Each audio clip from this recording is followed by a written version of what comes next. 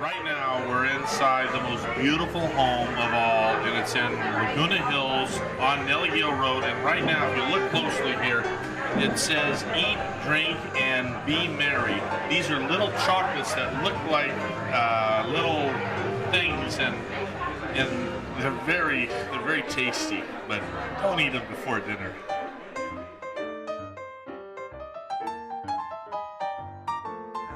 Hey Greg, we're pulling for you all the way to Washington. Go, fella. Hey Greg, we're very excited for your run here. Get in there, make some changes. Definitely need it for the country, and we're pulling for you.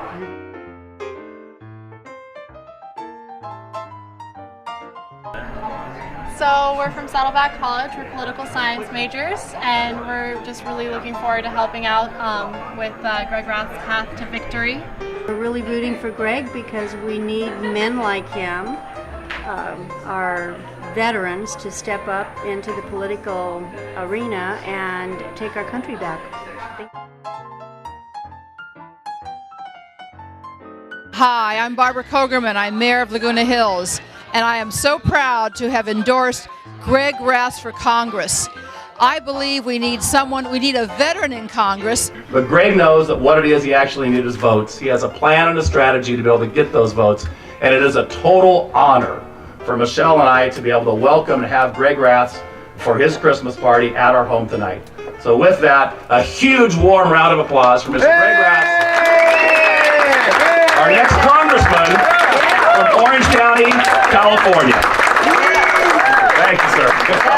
Welcome. We all came here for a reason tonight. We all have different issues with our country, but we all come together as a team. And what I've seen in the last 6 months that I've been campaigning around South Orange County, where I've met literally hundreds, if not thousands of people, I keep hearing the same thing over and over again. I mean, I knock on doors and go to houses, and they're not like, go away. They're like, come on in. We want to talk. What can we do? I mean, where's Sally? I met her at Big Lots. She was in line, and she's like, what can I do for your campaign? And she's been awesome. And people are coming to me, I go to them, and we're really got a good ground game going, and everything's moving forward. But one thing I hear from these people over and over again is that they're starved for integrity. They're starved for leadership, adult leadership in Washington. And ladies and gentlemen, as a Marine officer, as a commander of a fighter squadron, as commander of a Marine Air Group, commander of an air wing for several months, I'm going to bring that level of honor, courage, and commitment to Washington. And I want you to all come along with me.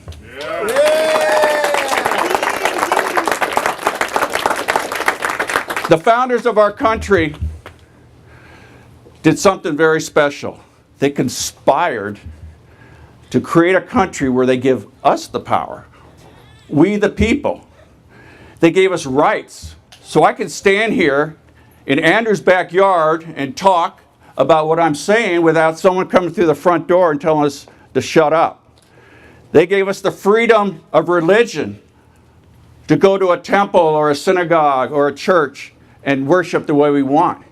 And they gave us the power to bear arms. How many country leaders will do that?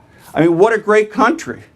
But unfortunately, as Andrew was saying, over the last 70, 80 years, our liberties, our rights are slowly being taken away. We saw it with the income tax system in the 1920s. We saw it with the New Deal. We saw it with LBJ's Great Society. And now we have Obamacare and Common Core. And slowly our rights are being taken away. And it has to stop. My job as your congressman is to promote the conservative agenda and to stop the liberal agenda. And what I mean, the conservative agenda, reduce the government size, ensure that our military men and women are taken care of, and to ensure that our veterans are taken care of, and reduce taxes and reduce the regulations on our business. And that's what I stand for, because you asked me. Make sure you tell them what I stand for, Charlie. not only was I a Marine officer, but I also was an airline pilot, so I was actually labor for a while, and then I was president of a company in Anaheim that imported auto parts and distributed them around the country.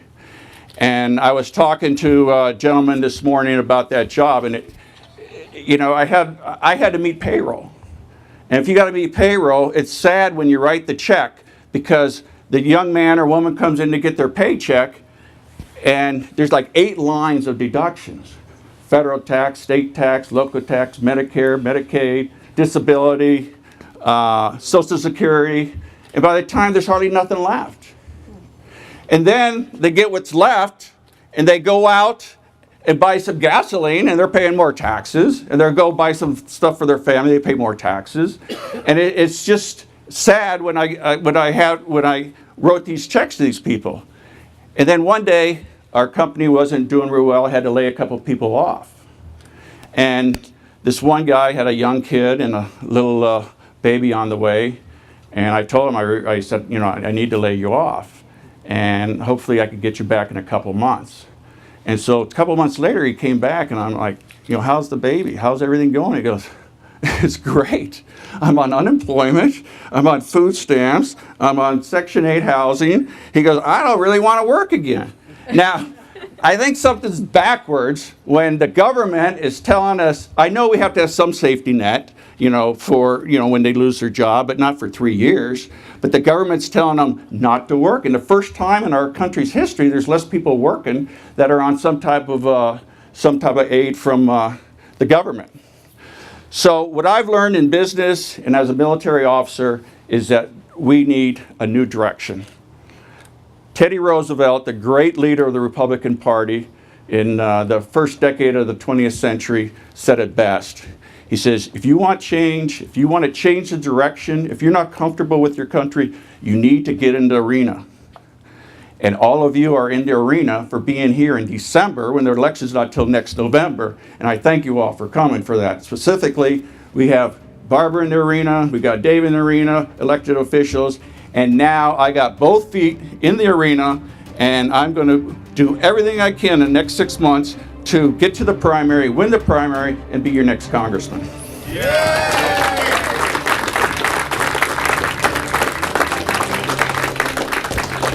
Again, I want to thank everybody for coming, and Michelle and Andrew. This has been amazing, amazing house, and I know how many people come through here.